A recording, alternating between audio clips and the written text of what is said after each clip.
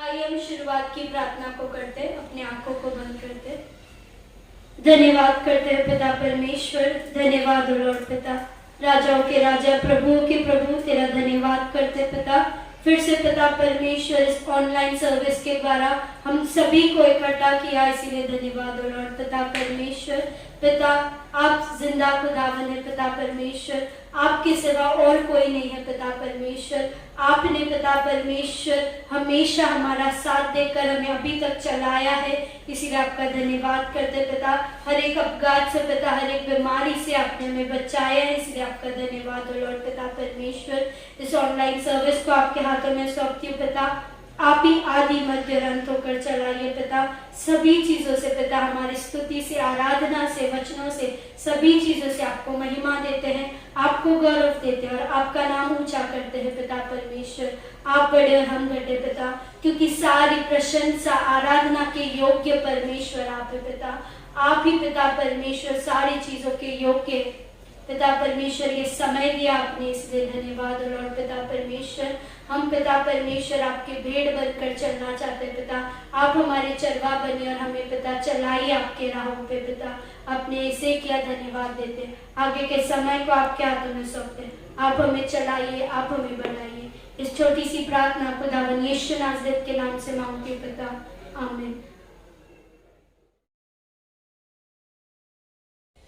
Praise Lord church, आज की आराधना को शुरुआत करते हैं गीतों के द्वारा। अपा अपा इसपा इस गीत के द्वारा। अपा अपा इसपा नीने नना सर्वस्वा, अपा अपा इसपा नीने नना सर्वस्वा, नादनी नानु बिट्टुरेनु मारलाडेनु, नादनी नानु बिट्टुरेनु मारलाडेनु, अपा अपा इसपा नीने नना सर्वस्वा,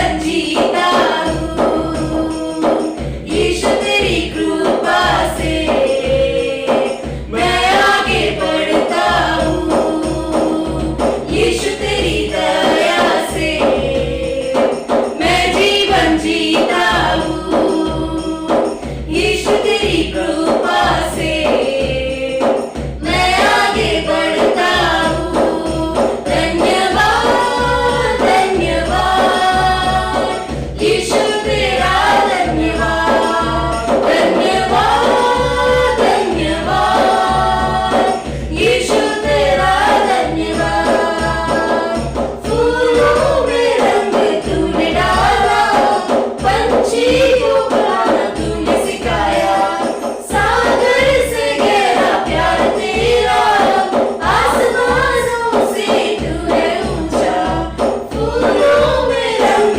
तूने डाला पंछी को गाना तूने सिखाया सागर से गहरा प्यार तेरा आसमानों से तू है ऊंचा धन्यवाद धन्यवाद यीशु तेरा धन्यवाद धन्यवाद धन्यवाद यीशु तेरा धन्यवाद भोजन से तृप्त करता तन को मेरे कपड़ों से ढकता मेरे सारे दुख दर्द को मृत्यु में बदल देता भोजन से तृप्त करता तन को मेरे कपड़ों से ढकता मेरे सारे दुख दर्द को मृत्यु में बदल देता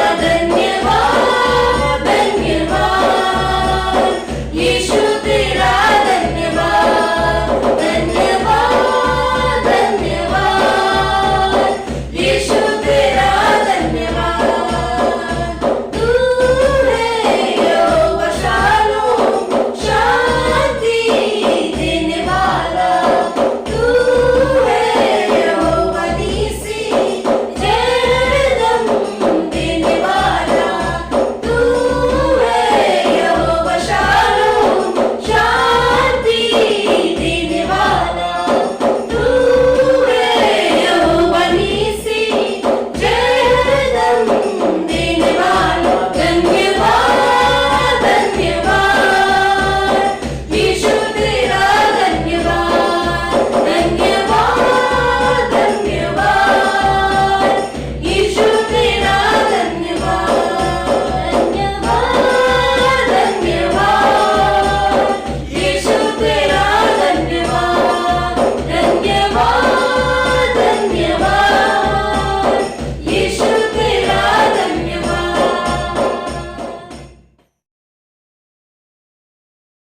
आइए हम आराधना करते हैं अपने आंखों को बंद कर उस परमेश्वर की आराधना को करते हैं धन्यवाद करते परमेश्वर स्तुति करते आराधना करते परमेश्वर पिता राजाओं का राजा प्रभुओं का प्रभु धन्यवाद करते इस समय के लिए लॉर्ड पिता जो आपने हमें दिया है लॉर्ड पिता यीशु मसीह पिता तो महान है पिता तो अद्भुत है लॉर्ड पिता यीशु मसीह आपके समान कोई नहीं पिता यीशु मसीह तो हमारा चरवा है लॉर्ड पिता सेनाओं का यहोवा है लॉर्ड पिता आप हमारा शरण स्थान है तुम हमारी चट्टान है लॉर्ड पिता धन्यवाद करते पिता आपने हमसे अनंत काल का प्रेम किया है परमेश्वर पिता आपने एक लौटा पुत्र को हमारे लिए दे दिया परमेश्वर पिता ताकि हम अनंत काल का जीवन जिए परमेश्वर पिता हमारे पापों को धोकर शुद्ध किया परमेश्वर इसलिए आपको धन्यवाद करते लॉर्ड पिता आपने हमसे अनंत काल का प्रेम को किया इसलिए आपको धन्यवाद करते लॉर्ड पिता लॉर्ड पिता आपके समान कोई नहीं परमेश्वर पिता लॉर्ड पिता आपकी अनुग्रह ही काफी है परमेश्वर पिता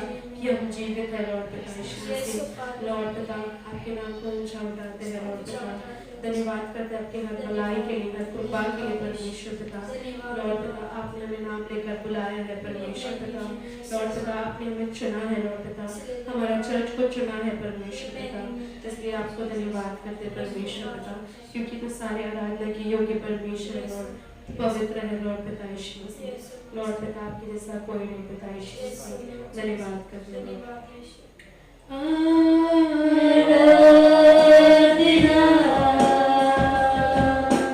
हम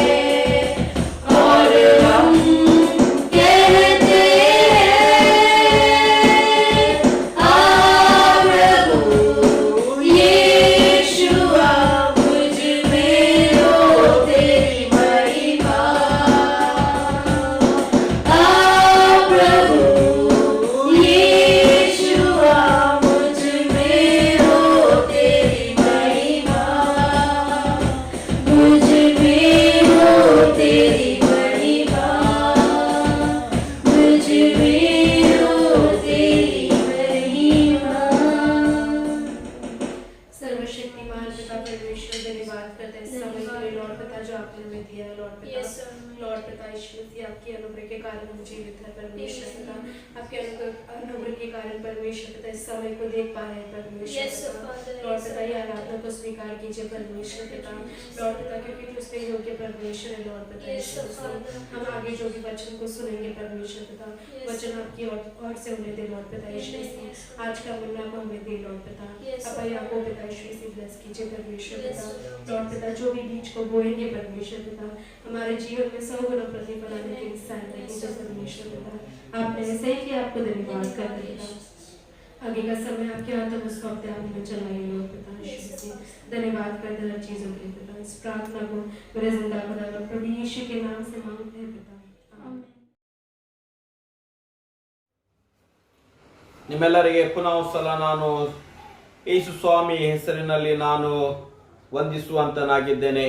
ಈ ಒಂದು ಆನ್ಲೈನ್ ಸರ್ವಿಸ್ನಲ್ಲಿ ನಿಮ್ಮೆಲ್ಲರಿಗೆ ನಾನು ಸ್ವಾಗತ ಮಾಡುವಂತನಾಗಿದ್ದೇನೆ. ನೀವು ಇದರಲ್ಲಿ ಭಾಗವಹಿಸಿಕೊಂಡು ದೇವರನ್ನು ಕೊಂಡಾಡುತ್ತಾ ಇದ್ದೀರಿ, ಆರಾಧಿಸುತ್ತಾ ಇದ್ದೀರಿ. ನಮ್ಮ ಮನೆಗಳಲ್ಲಿ ನಾವು ಕುಳಿತುಕೊಂಡು ನಮ್ಮ ಕುಟುಂಬ ಸಹಿತವಾಗಿ ನಾವು ದೇವರನ್ನು ರಾಗದ ಮೂಲಕ ನಾವು ಸ್ತುತಿಸುತ್ತಾ ಈ ವಾಕ್ಯಗಳನ್ನು ಕೇಳುತ್ತಾ ಬಂದಿದ್ದೇವೆ. ಪ್ರಿಯರೇ, ಈ ಲಾಕ್ಡೌನ್ದಲ್ಲಿ ದೇವರು ನಮ್ಮನ್ನು ಅಧಿಕವಾಗಿ ಆಶ್ರಿತ ಮಾಡಿದ್ದಾನೆ. ಎಷ್ಟು ನಾವು ದೇವರ ವಾಕ್ಯಗಳನ್ನು ಕೇಳುತ್ತೋ ಅಷ್ಟು ದೇವರು ನಮ್ಮನ್ನು ಬಲಪಡಿಸುವಂತನೂ ಆಗಿದ್ದಾನೆ. ಇವತ್ತು ದಿವಸ ನಾನು ವಿಶೇಷವಾಗಿರುವಂತಹ ಸಂದೇಶವನ್ನು ನಿಮ್ಮ ಮುಂದೆ ನಾನು ಹಂಚಿಕೊಡುವಂತನೂ ಆಗಿದ್ದೇನೆ. ನಮ್ಮ ಸತ್ಯವೇದದಲ್ಲಿ ಆರಿಸಿಕೊಂಡಿರುವಂತಹ ಭಾಗ ಯೆಶಾಯನ ಗ್ರಂಥ, ಅದು 41ನೇ ಸಂಧಿ 9 ರಿಂದ 20 ವಚನಗಳು. ಯೆಶಾಯ 41 ಚಾಪ್ಟರ್ ವರ್ಸಸ್ 9 to 20. ಈ ಒಂದು ಭಾಗದಲ್ಲಿ ಬಹಳ ಉತ್ತಮವಾಗಿರುವಂತಹ ಮಾತುಗಳು ದೇವರು ತನ್ನ ಪ್ರಜೆ, ತನ್ನ ಜನರಿಗೆ, ಇಸ್ರಾಯೇಲರಿಗೆ ಆತನು ಹೇಳುವಂತನಾಗಿದ್ದಾನೆ. ಯಾಕೋಬ ವಂಶದವರೇ, ಇಸ್ರಾಯೇಲ್ ವಂಶದ ಅಬ್ರಹಾಮನ ವಂಶದವರೇ, ನೀವು ನನ್ನ ಆರಿಸಿಕೊಂಡಿರುವಂತಹ ಜನಾಂಗವಾಗಿದ್ದೀರಿ. ನಾನು ನಿಮ್ಮನ್ನು ಎಂದಿಗೂ ಬಿಡುವುದಿಲ್ಲ, ಎಂದಿಗೂ ನಾನು ನಿಮ್ಮನ್ನು ತಡೆಯುವುದಿಲ್ಲ. ನಿಮಗೆ ನಾನು ಎಲ್ಲವನ್ನು ನಾನು ಪೂರೈಸುವಂತನು ಆಗಿದ್ದೇನೆ ಎಂಬ ವಾಗ್ದಾನವನ್ನು ಮಾಡುತ್ತಾ ಆತನು ತನ್ನ ಜನರಿಗೆ ಪ್ರೋತ್ಸಾಹ ಮಾಡುವಂತನಾಗಿದ್ದಾನೆ. प्रियो, ये कह रहा हूं कि 41 जो एशिया का भाग में है, वहां परमेश्वर अपने लोगों को अपने वाग्दान के द्वारा वो जो है स्मरण दिलाता है कि याकूब का बच्चे, आप अब्राहम के संतान है, मैं तुमको कभी नहीं छोड़ूंगा, मैं कभी तुम्हें त्यागूंगा नहीं, तुम्हें संभालूंगा और तुम्हारी हर एक जरूरत को मैं पूरा करूंगा, मैं हर समय तुम्हारे साथ रहूंगा. ये प्रॉमिस, ये वाग्दान, ये जो है परमेश्वर अपने लोगों को कर वो जो है बहुत ही लोगों को प्रोत्साहित कर रहा है और एनकरेज कर रहा है कि वो अब परमेश्वर के मार्ग में हमेशा चलते रहे. ये उद्देश्य यहाँ पर हम देखते हैं. ಈ ಒಂದು ಮಾತಿನಲ್ಲಿ ನಾವು ಎಲ್ಲೋ ಸಮಯದಲ್ಲಿ, ಎಲ್ಲಾ ಕಾಲದಲ್ಲಿ ನಾವು ದೇವರು ಆ ಜನರಿಗೆ, ಇಸ್ರಾಯೇಲ್ ಜನರಿಗೆ ತನ್ನ ಹತ್ತಿರ ಬರಲಿಕ್ಕೆ ಆತನು ಪ್ರೋತ್ಸಾಹದ ಮಾತುಗಳು, ವಾಗ್ದಾನದ ಮಾತುಗಳು, ಅದ್ಭುತ ಕ್ರಿಯೆಗಳನ್ನು, ಪ್ರವಾದಿಗಳನ್ನು ಆತನು ಕಳಿಸಿ ಅವರನ್ನು ಪ್ರೋತ್ಸಾಹ ಮಾಡುವಂತನು ಆಗಿದ್ದಾನೆ. ಈ ಒಂದು ದಿನಗಳಲ್ಲಿ ನಾವು ನೋಡ್ತೇವೆ, ಎಲ್ಲಿಯಾದರೂ ನೋಡಿ ಜನರು ಬಹಳ ನಿರಾಶವಾಗಿದ್ದಾರೆ. बहुत से लोग जो है निराश में है, दुखित में है, शोकित में है. काम के विषय में देखो तो चिंता है, पैसे के विषय में देखो तो उन्हें चिंता है, पढ़ाई के विषय में देखो बहुत ही चिंता है. हर एक क्षण में, जीवन के हर एक मोड़ पर हर एक को जो है प्रोत्साहित नहीं, लेकिन उनको क्या मिल रहा है? निराश ही निराश, मन टूटा है, व्याकुल है, वे निर्भय है. इस प्रकार से हम हर एक व्यक्ति को देखते हैं. आज मैं जो शिष्य कहना चाह रहा हूं, प्रोत्साहित करना, तो एनकरेजिंग वन अनदर, एक दूसरे को ಒಬ್ಬರನ್ನೊಬ್ಬರನ್ನು ಪ್ರೋತ್ಸಾಹ ಮಾಡುವಂತದ್ದು, ಪ್ರೇರೇಪಣೆ ಮಾಡುವಂತದ್ದು ನಮ್ಮ ಕ್ರಿಸ್ತನ ಒಂದು ಗುಣವು ಆಗಲ್ಪಟ್ಟಿದೆ. ದೇವರ ಒಂದು ಗುಣಗಳು ಆಗಲ್ಪಟ್ಟಿದೆ. ಪ್ರಿಯರೇ, ತಂದೆ ತಾಯಿಯರು ತಮ್ಮ ಮಕ್ಕಳಿಗೆ ಪ್ರೋತ್ಸಾಹ ನೀಡುತ್ತಾ ಇದ್ದಾರೆ. ಓದಿರಿ ಎಂಬುದಾಗಿ, ಕಲಿಯಿರಿ ಎಂಬುದಾಗಿ, ಜೀವಿತದಲ್ಲಿ ಏನಾದರೂ ಮಾಡಬೇಕು ಎಂಬುದಾಗಿ ಅವರು ಕಲಿಸಿಕೊಡ್ತಾ ಇದ್ದಾರೆ. ಫ್ರೆಂಡ್ಸ್ಗಳಿದ್ದಾರೆ, ಮಿತ್ರರಿದ್ದಾರೆ, ಒಳ್ಳೆ ಮಿತ್ರಗಳನ್ನು ಮಾಡಲಿಕ್ಕೆ ಪ್ರಯತ್ನ ಮಾಡ್ತಾ ಇದ್ದಾರೆ. ಇನ್ನು ಕೆಲವು ಜನರು ಈ ರೀತಿಯಲ್ಲಿ ಪ್ರಯಾಸಗಳನ್ನು ಮಾಡ್ತಾ ಇದ್ದಾರೆ, ಏನಂದ್ರೆ ಅವ್ರ ಜೀವಿತದಲ್ಲಿ ಒಳ್ಳೆಯದನ್ನು ಕಲಿತುಕೊಳ್ಳಬೇಕು ಎಂಬುದಾಗಿ ಈ ರೀತಿಯ ಫ್ರೆಂಡ್ಸ್ ಗಳನ್ನು ಮಾಡಿಕೊಂಡು ಇವತ್ತು ದಿನಗಳಲ್ಲಿ ಬೆಳೀತಾ ಇದ್ದಾರೆ. ಆದ್ರೆ ಕೆಲವು ಸಲ ಏನಾದ್ರು ಜೀವಿತದಲ್ಲಿ ಏನಾದ್ರು ನಿರಾಶವಾಗ್ತಾರೆ, ಮೋಸ ಹೊಂದು ಹೋಗ್ತಾರೆ, ಏನಾದ ಹಣ ಕಳೆದುಕೊಳ್ಳುವಂತರಾಗಿದ್ದಾರೆ, ಕೆಲಸ ಕಳೆದುಕೊಳ್ಳುವಂತರಾಗಿದ್ದಾರೆ, ಆಪ್ತ ಮಿತ್ರರು ಕೈಗಳನ್ನು ಬಿಡುವಂತರಾಗಿದ್ದಾರೆ. ಆದ್ರೆ ನಮ್ಮ ದೇವರು ಆತನ ಈ ರೀತಿಯಲ್ಲಿ ಹೇಳುವಂತನಾಗಿದ್ದಾನೆ, ನಾನು ನಿಮ್ಮನ್ನು ಎಂದಿಗೂ ಬಿಡುದಿಲ್ಲ, ಎಂದಿಗೂ ನಿಮ್ಮನ್ನು ತೊರೆದಿಲ್ಲ. मैं कभी तुम्हें त्यागूंगा नहीं, कभी नहीं छोड़ूंगा, लेकिन तुम्हारे साथ में मैं हमेशा रहूंगा. ये जो है वाग्दान परमेश्वर हमको करता है प्रियो. इस वाग्दान के द्वारा हम देखते हैं प्रभु हर क्षण हमारे साथ में रहकर वो प्रोत्साहित करने वाला परमेश्वर रहता है. कलीसिया क्यों जुड़कर रहता है? क्योंकि हम एक दूसरे को प्रेरणा करते हैं, एक दूसरे को प्रोत्साहित करते हैं. वो प्रभु में बने रहकर जो है विश्वास में और जो है उद्धार में हमेशा बने रहे. इसलिए जो है कलीसिया में लोग जो है आते हैं, प्रभु के वचन को सुनते हैं, आराधना करते हैं. अगर जहां इंसान टूटा हुआ मन अगर रहे तो वो इंसान कलीसिया में क्यों आता है, प्रभु के पास क्यों आता है? क्योंकि परमेश्वर उनके जीवन में कुछ बातें करे, परमेश्वर उनको जो है प्रोत्साहन दे, कुछ जो है प्रॉमिस बातें दे. इसलिए जो है कलीसिया में आज लोग जो है भर भर कर आते हैं. मेथोडिज्म यानी मेथोडिस्ट चर्च का जो है बुनियाद, उसका जो फाउंडेशन, उसका नींव फेलोशिप में क्या था कि एक दूसरे को प्रोत्साहित करना, पाप में ना गिरे, वे निराश ना हो, वो आत्मा में प्रभु में जो है हिम्मत के द्वारा, सामर्थ के द्वारा बढ़कर आगे बढ़ने के लिए जो है मेथोडिज्म जो है प्रारंभ हुआ. और इस मेथोडिस्ट फेलोशिप में हमेशा एक दूसरे को, भाई बहनों को जो है प्रोत्साहित किया करते थे. आज भी अगर कलीसिया है, क्यों है कि हम एक दूसरे को प्रोत्साहित करने के लिए हम कलीसिया बनाकर रखते हैं. प्रियो, हम बाइबल में एक व्यक्ति के बारे में देखते हैं.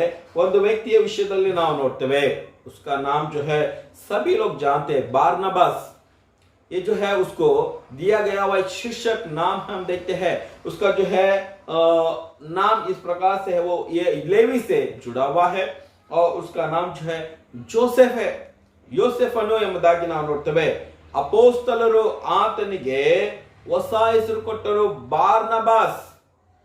अपोस्तलों ने जो है जोसेफ जो लेवी का था उसको जो है एक नया नाम दिया, बारनबास, यानी धैर्यदायक, हिम्मत वाला, प्रोत्साहित वाला कर उसका नाम का अर्थ है. जो है प्रवृत्ति के काम उसका जो है 4 अध्याय का 36 वचन देखते हैं. ಅಪೋಸ್ತಲರ ಕೃತ್ಯ 4ನೇ ಸಂಧಿ 36ನೇ ವಚನದಲ್ಲಿ ನಾವು ನೋಡ್ತೇವೆ, धैर्यदायकನು ಎಂಬುದಾಗಿ ಆತನಿಗೆ ಹೆಸರು ಕೊಟ್ಟಲ್ಪಟ್ಟಿದೆ. बारनबास मतलब जो है हिम्मत वाला, धैर्य देने वाला, जो है प्रोत्साहित करने वाला. इस नाम का अर्थ हम देखते हैं. प्रयोग बाइबल में 3 तरह के रीति से जो है मसीह लोगों को, परमेश्वर के लोगों को प्रोत्साहित मिलता है. 3 ಪ್ರಕಾರವಾಗಿ ಜನರಿಗೆ ಏನದ ಪ್ರೇರೇಪಣೆ ಸಿಗುವಂತದಾಗಿದೆ, ಪ್ರೋತ್ಸಾಹ ಸಿಗುವಂತದ್ದು ಆಗಿದೆ. ಪ್ರಿಯರೇ, ಮೊದಲನೇ ಮಾತು ನಾವು ನೋಡ್ತೇವೆ, ಅದು ಬೈ ಪ್ರಾಮಿಸ್.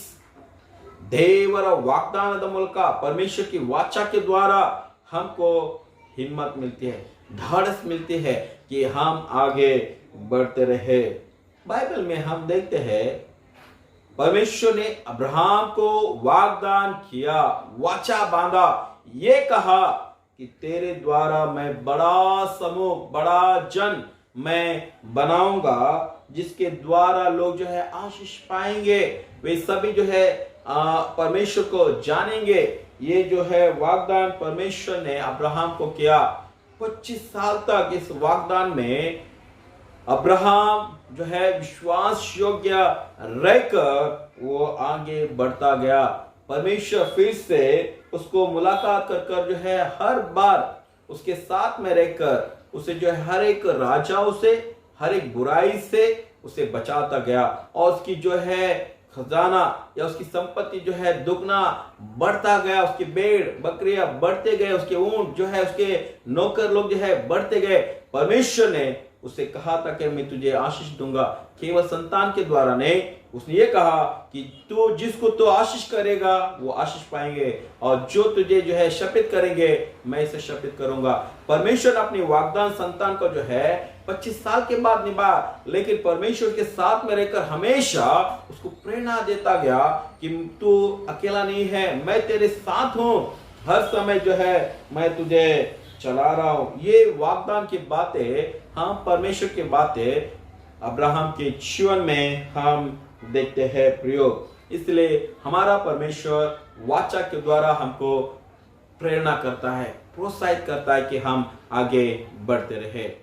उसी प्रकार का जो है एक प्रेरणा हम बाइबल में नए नियम में भी देखते हैं, जहां यीशु मसीह का आगमन के बारे में लोग जो है जोशीले बनकर हिम्मत से, धैर्य से वे प्रभु के वचन को बांटते चले गए और समय बीतता गया। लोग जो है समय बीतने के कारण जो है कुछ लोग जो है अपने प्रियजनों को, प्रेरितों को उन्होंने खो बैठा, विश्वासी लोगों को खो बैठा, क्योंकि उनको मारा गया, पीटा गया, उनको जो है शहीद किए गए। और कुछ लोग जो है सोचने लगे कि यीशु मसीह आएगा, और कुछ लोग कहने लगे कब आएगा। इस प्रकार से हम देखते हैं। लेकिन जब बस थिस्सलुनीक उसका 4 अध्याय जहां आता है, पौलुस कलीसिया को लिखकर कहता है कि वाग्दान किया हुआ परमेश्वर यीशु मसीह ने कहा है कि मैं आऊंगा, तुम्हें ले जो है स्वर्ग में, आकाश से मैं तुम्हें उठा लेकर स्वर्ग में लेकर जाऊंगा।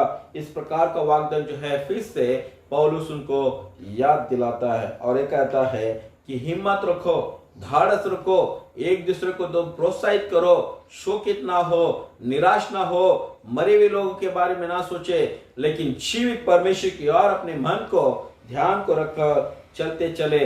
इस प्रकार से जो है पहला थिस्सलुनीक उसका 4 अध्याय का 18 वचन हम देखते हैं। वहां पौलुस कहता है कि एक दूसरे को प्रेरित करो, जो प्रेरणा दो, हिम्मत करो कि वे विश्वास में आगे बढ़ते रहे।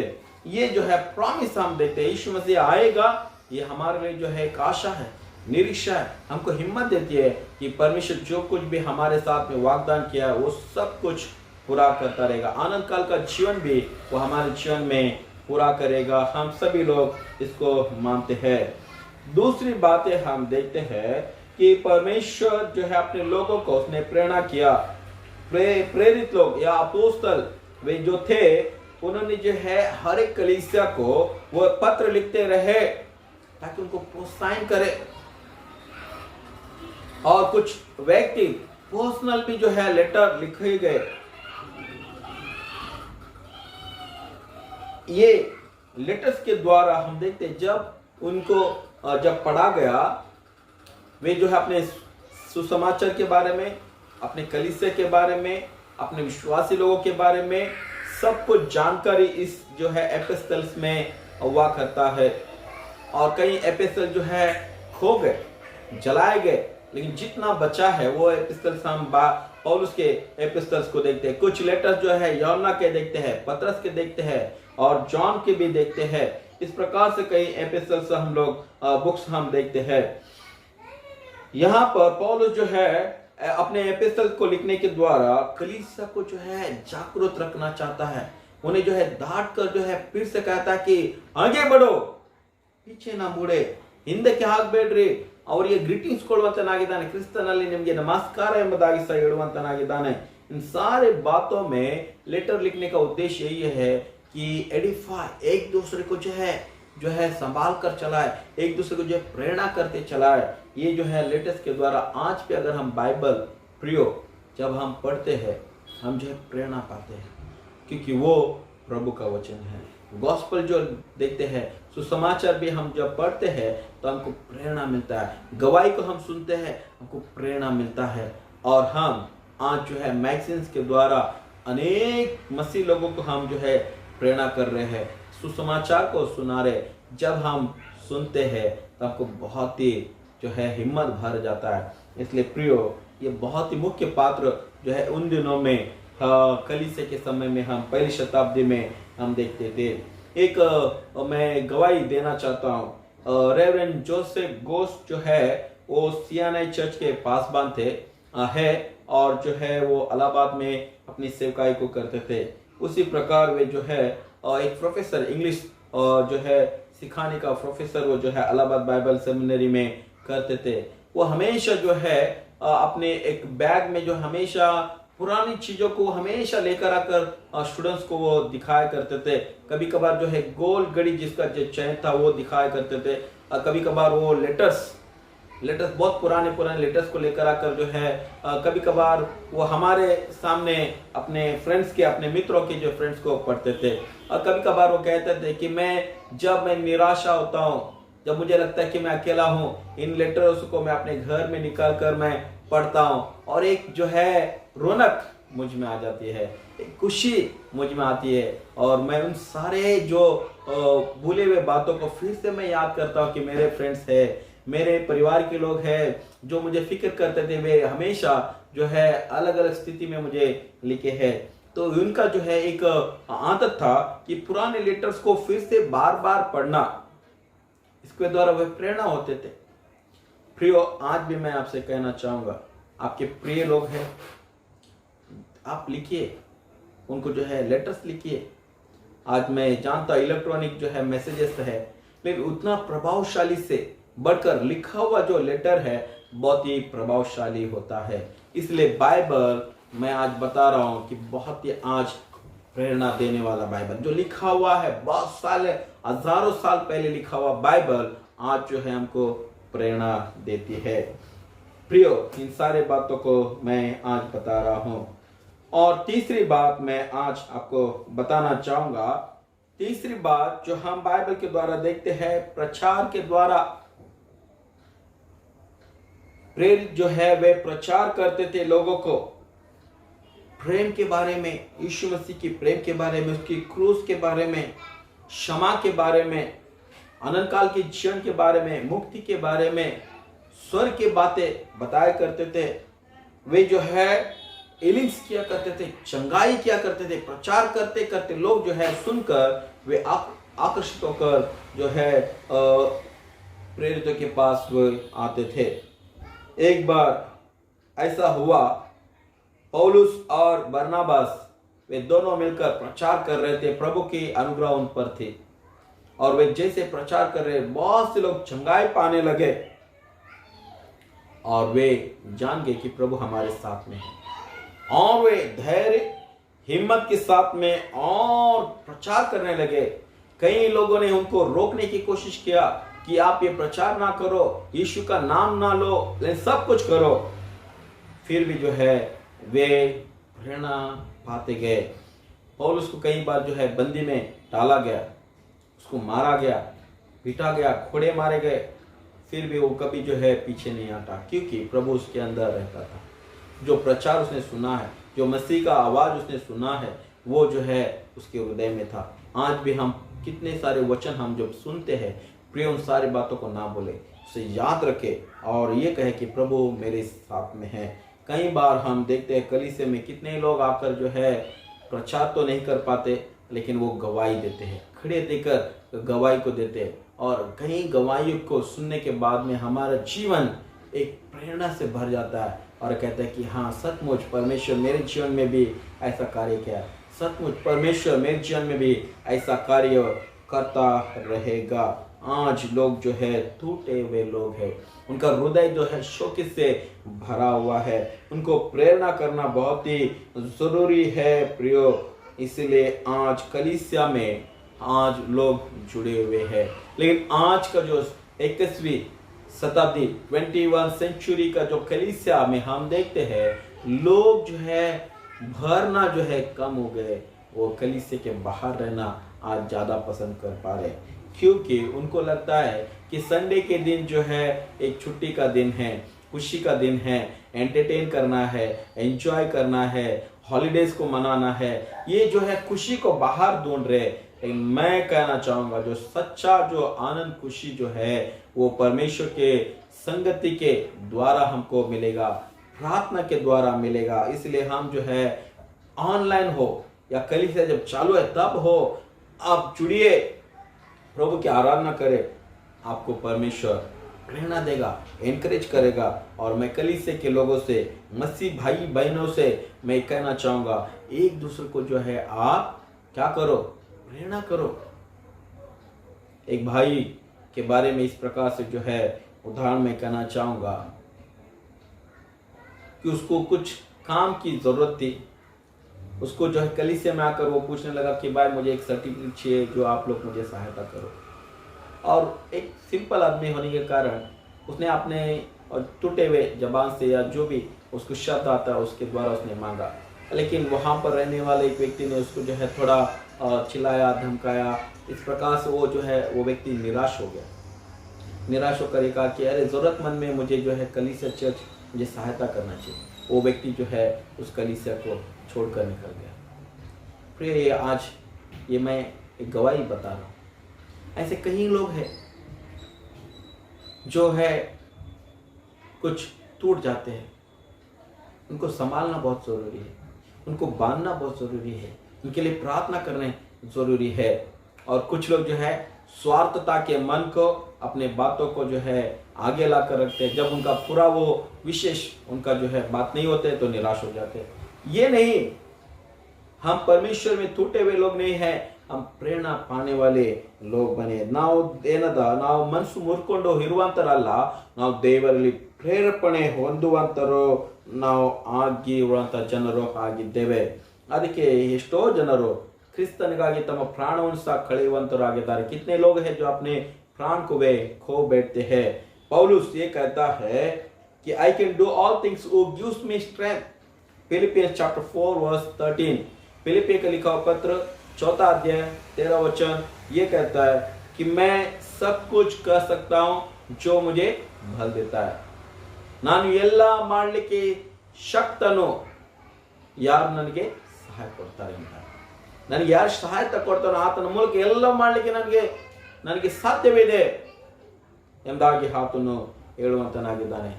और उसके जीवन में बहुत टूटा हुआ जीवन था, उसका संघर्ष था, उसका मिनिस्ट्री जो है जर्नी जो बहुत ही संकटदायक था, फिर भी वो कहता है कि I can do all things, मैं सब कुछ कर सकता हूँ जो मुझे बल देता है। उसके बल के द्वारा मैं सब कुछ कर सकता हूँ। प्रिय परमेश्वर हमको बल देता रहेगा। यीशु मसीह जब टूटा, बहुत वो जो शोकेत में था, क्रूस पर चढ़ना था, उसकी जो है निराश के द्वारा जो है उसकी जो है पसीना जो है खून के लहू के नहीं गिरे, लेकिन वहाँ पर स्वर्गदूत थे उसको जो है सांत्वना दे रहे थे, प्रेरणा दे रहे थे। बाइबल बताती है हमारे जीवन में हम टूटे तो परमेश्वर निश्चय हमारे साथ में रहेगा, हमेशा है, वो प्रेरणा करता रहेगा।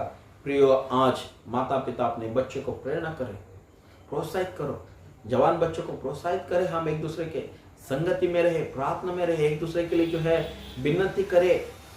आज ये बहुत ही जरूरी है। बहुत से लोग आज जो है निराश है, टूटा हुआ हृदय है, बहुत से लोग जो संकट में है, कोई ना कोई चाहते हैं कि जो मैं अपने दिल की बात को उनको बताऊं। प्रियो, हम ऐसे लोग हो, एनकरेज करने वाले लोग हो, हमेशा हमारे जो शब्द जो है किसी को चोट ना पहुंचाए, लेकिन किसी को प्रेरणा करे, सेवा में आने के लिए जो है लोगों को प्रेरणा करे, फुल टाइम सेवा में जाने के लिए प्रेरणा करे। आज हम सभी को परमेश्वर ने इस काम के लिए रखा है और हम कहे कि प्रभु तू मेरे जीवन में जो है तू कार्य कर, मेरे दुख को, मेरे शोक मन को तो फिर से जो है शोक को निकाल कर मेरे मन को बांध, क्योंकि तो हमेशा मेरे साथ में रहने वाला है। ये हमारी प्रार्थना होनी चाहिए। प्रभु हमेशा आपको जो है प्रोत्साहित करता रहे, प्रभु आपको आत्मिक जीवन में बढ़ाते रहे। प्रार्थना करेंगे हम। ಕೃಪಾಳು ದೇವರೇ ಸ್ವಾಮಿ, ಈ ಒಂದು ಕ್ಷಣದಲ್ಲಿ ನಾವು ನಿನ್ನ ಮುಂದೆ ಬಂದುಕೊಂಡು ಪ್ರಾರ್ಥನೆ ಮಾಡ್ತೇವೆ।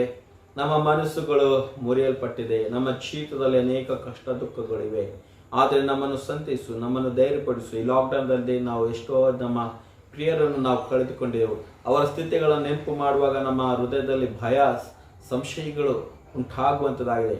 ಆದರೆ ಕರ್ತ ನಿನ್ನ ಸಂಗಡ ಇದ್ದೀಯ ಎಂಬುದಾಗಿ ಈ ಒಂದು ವಾಕ್ಯದ ಮೂಲಕ ನಮಗೆ ತಿಳಿಸಿಕೊಡ್ತಾ ಇದ್ದೀವಿ, ನಿನಗೆ ಸ್ತೋತ್ರ ಹೇಳ್ತೇವೆ। ನೀನು ಮಾಡುವಂಥ ವಾಗ್ದಾನಗಳು ಸ್ವಾಮಿ ಎಂದಿಗೂ ಅದು ಅಳಿದು ಹೋಗೋದಿಲ್ಲ, ಅದೆಲ್ಲವೂ ಪೂರ್ತಿ ಆಗುವಂಥದ್ದು ಆಗಿದೆ ಸ್ವಾಮಿ। ನಮ್ಮ ಮನಸ್ಸುಗಳಲ್ಲಿ ನಿನ್ನ ಸಂತೋಷ ಪ್ರೀತಿ ಭಾವನೆಗಳನ್ನು ಹುಟ್ಟಿಸು, ನಮ್ಮನ್ನು ಪ್ರೇರೇಪಿಸಿ ನಡೆಸು, ಅಂತ ಜನರ ಸಮೂಹ ನಮಗೆ ಕೊಡು ಎಂಬುದಾಗಿನಲ್ಲಿ ಬೇಡ್ತಿದೆ, ಅಂತಹ ಸಭೆಯಾಗಿ ನಮ್ಮನ್ನು ಮಾಡಿ ಎಂಬುದಾಗಿನಲ್ಲಿ ಬೇಡ್ತಾ ಇದ್ದೇವೆ।